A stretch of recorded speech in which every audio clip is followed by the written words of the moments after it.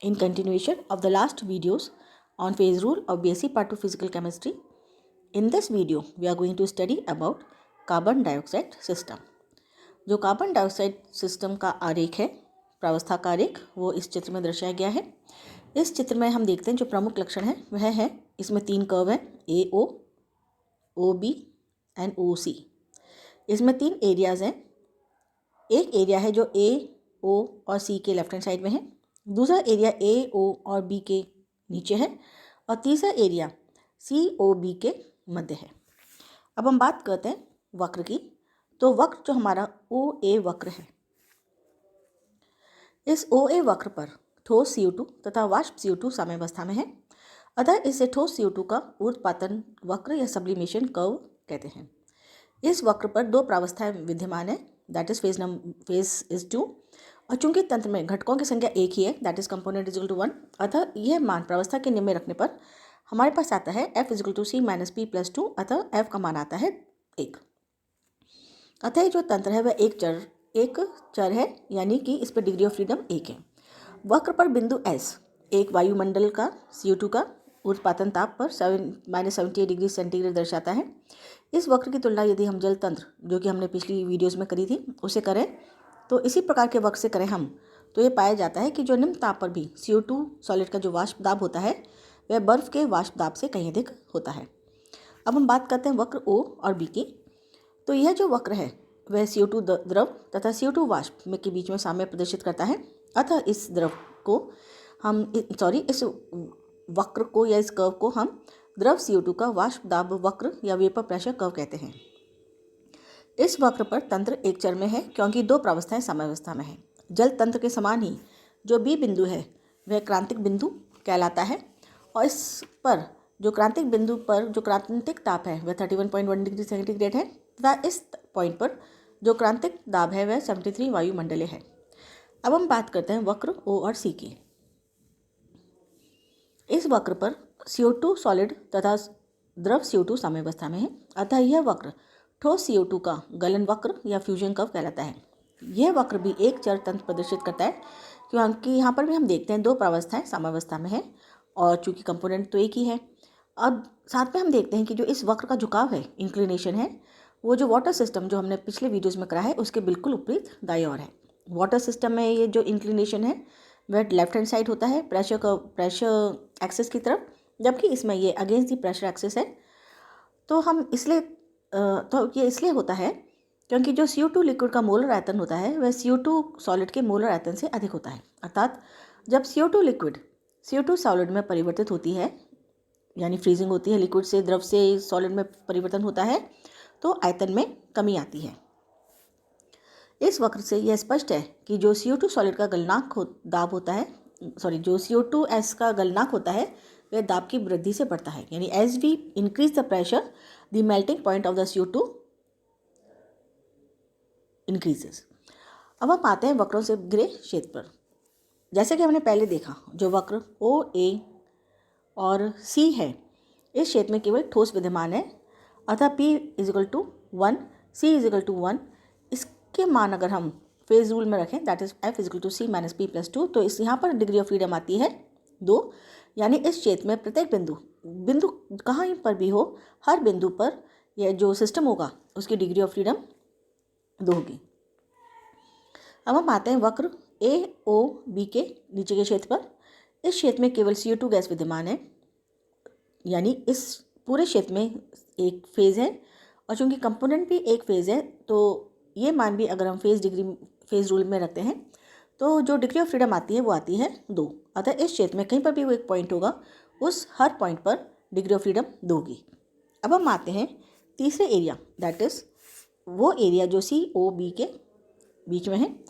इस क्षेत्र में भी CO2 लिक्विड द्रव अवस्था में ही है, अतः जो क्षेत्र हमने देखे थे दूसरे क्षेत्र, इन दूसरे क्षेत्रों की तरह ही इस पर भी जो डिग्री ऑफ फ्रीडम होगी वो 1 होगी, क्योंकि फेज 1 है, कंपोनेंट 1 है, और ये दोनों मान अगर हम फेज रूल में रखते हैं, फेज रूल की इक्वेशन में, that is F is equal to C minus P plus 2, तो यहाँ पर डिग्री ऑफ फ्रीडम आती है 2।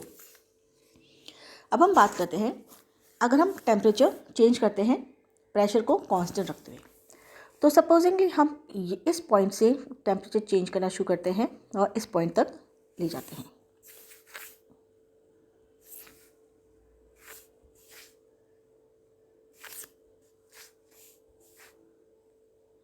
ठीक है, अब हमारा पॉइंट जब इस पॉइंट पर है तो हमारा जो सिस्टम है वह टोटल सॉलिड कार्बन डाइऑक्साइड है, और जब हम इस पॉइंट से टेम्परेचर बढ़ाते हुए बढ़ते हैं तो हमारा पॉइंट इस पॉइंट से इस पॉइंट तक बढ़ता है और टेम्परेचर कॉन्स्टेंटली बढ़ता है। जैसे ही हमारा पॉइंट इस पॉइंट पर आता है तो जो सॉलिड CO2 है उसका मेल्टिंग शुरू हो जाती है, और इस पॉइंट पर जो हमारा सिस्टम है वह डबल फेज हो जाता है, यानी सॉलिड और लिक्विड दोनों प्रावस्थाएं इस पॉइंट पर उपस्थित होती हैं, और डिग्री ऑफ फ्रीडम यहाँ पर 2 से 1 हो जाती है।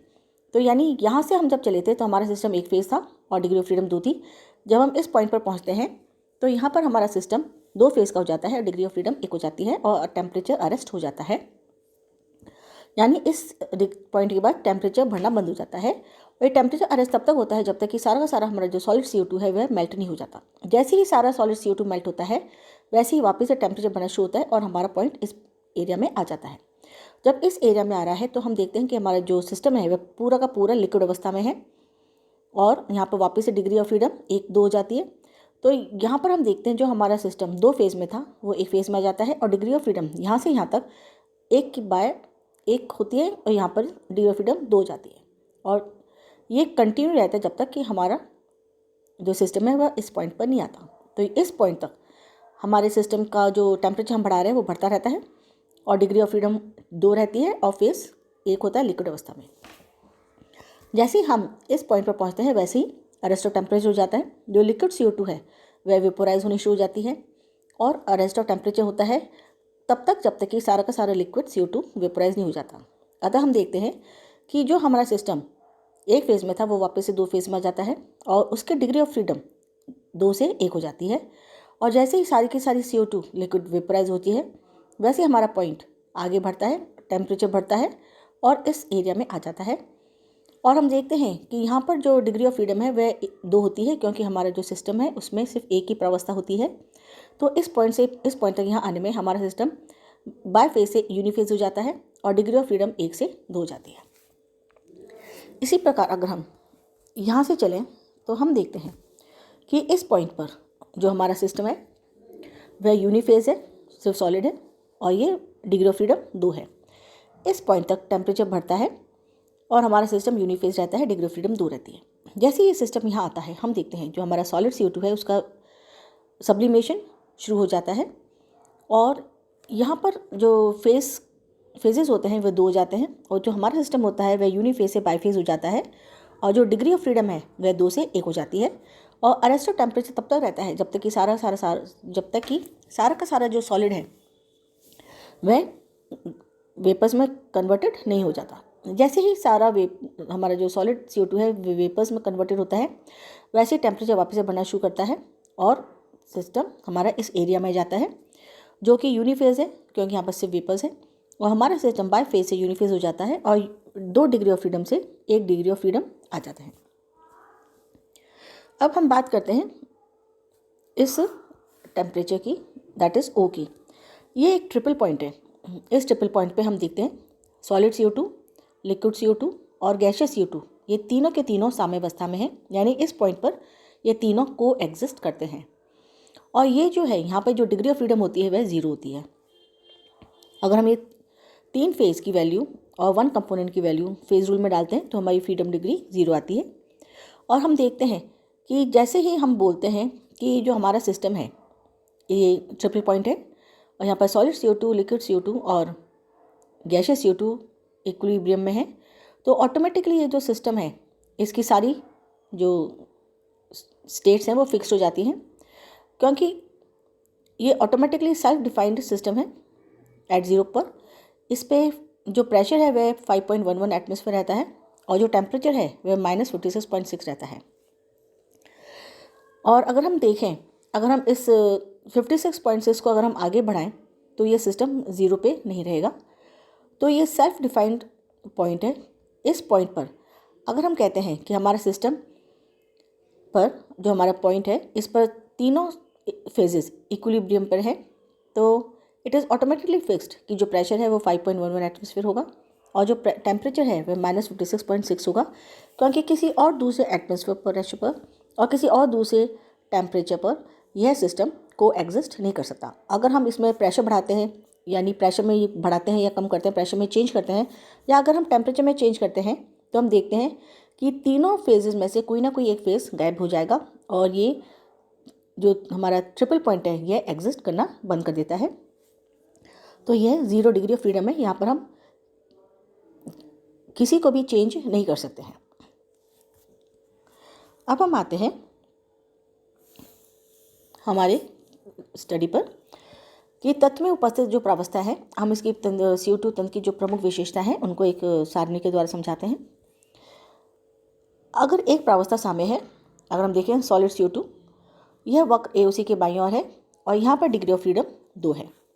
अगर CO2 लिक्विड है, यह वक्र OB तथा OC से घिरा क्षेत्र है और इसकी भी जो डिग्री ऑफ फ्रीडम आती है वो आती है 2।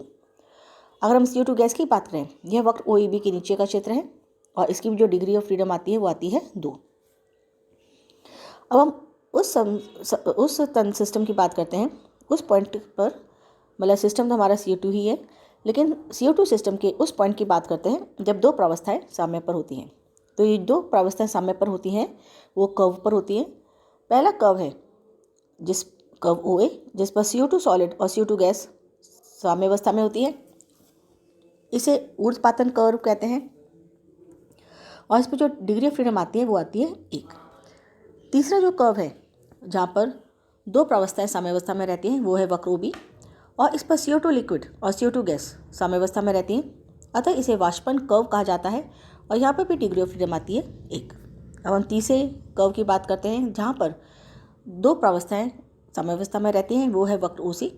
यहाँ पर हम देखते हैं कि CO2 सॉलिड और CO2 लिक्विड साम्यावस्था में रहते हैं, अतः यह गलन कर्व कहलाता है और यहाँ पर भी डिग्री ऑफ फ्रीडम आती है 1। अब हम बात करते हैं हमारे CO2 सिस्टम के उस पॉइंट की, यहाँ पर 3 प्रावस्थाएं साम्यावस्था में रहती हैं। यह बिंदु O है, इसे ट्रिपल पॉइंट कहते हैं और इसका जो मेल्टिंग पॉइंट जो इसका जो टेम्परेचर होता है वह -56.6 डिग्री सेंटीग्रेड होता है तथा जो प्रेशर है वो 5.11 वायुमंडल दाब रहता है।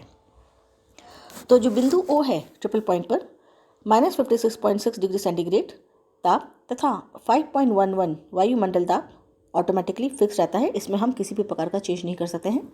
और इस पॉइंट पर जो CO2 सॉलिड है और CO2 लिक्विड है और CO2 गैस है, ये तीनों प्रावस्थाएं आपस में एक दूसरे के साम्यावस्था में रहती हैं। और अगर हम देखते हैं तो इस पॉइंट की जो डिग्री ऑफ फ्रीडम आती है वो आती है 0, इसे हम कहते हैं 0 degree point of the CO2 system. That's all for today. Thank you.